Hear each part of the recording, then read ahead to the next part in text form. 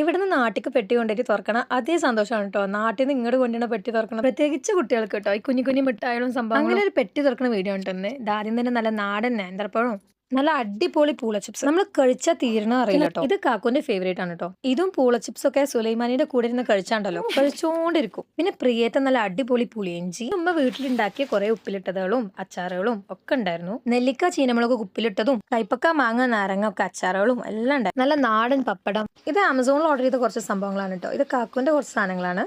ഇത് എന്റെ സംഭവങ്ങളും. ഇതിന്റെ ഒരു ഡീറ്റെയിൽ വീഡിയോ ഞാൻ വേറെ ഇടുന്നുണ്ട്. ഇവിടുത്തെ ആമസോണിൽ വാങ്ങുകയാണെങ്കിൽ ഇരട്ടി പ്രൈസ് ആണ് കേട്ടോ. ഇതാ കുരുമുളക്, പച്ചമാങ്ങ. ഇത് എനിക്കും കുട്ടികൾക്കും ഒരേപോലെ ഇഷ്ടമാണ് കേട്ടോ, ഉപ്പുമുളക് ഇട്ട് കഴിക്കാൻ. പിന്നെ കുട്ടികൾക്ക് മാത്രമല്ല വലിയവർക്കും നല്ല ഇഷ്ടമുള്ള കടലമിഠായും 2 തരം ഉള്ളുണ്ട്. തേനുണ്ടുണ്ട്. തേനുണ്ടൊക്കെ ചിലപ്പോൾ തേൻമുട്ടായി എന്നായിരിക്കും ചിലർ. നാട്ടിൽ നിന്ന് വരുന്ന പെട്ടിയിലത്തെ രാജാവ് എന്നൊക്കെ പറഞ്ഞ നമ്മളെ ബീഫ്. പിന്നെ ഈ ചക്ക, ഇത് കാക്കുന്റെ ഫ്രണ്ട് കൊടുത്താണ്. നമ്മുടെ നാട്ടിലൊന്നും ചക്ക ആയിട്ടില്ല എന്നാ പറയുന്നത്. വീട് എടുക്കാൻ വേണ്ടിയിട്ട് പുറത്ത് കൊടുക്കണം. ഒക്കെ തിരിച്ച് പെട്ടിയിലാക്കിയിട്ട് വീട്ടിൽ തന്നെ ഉണ്ടാകും.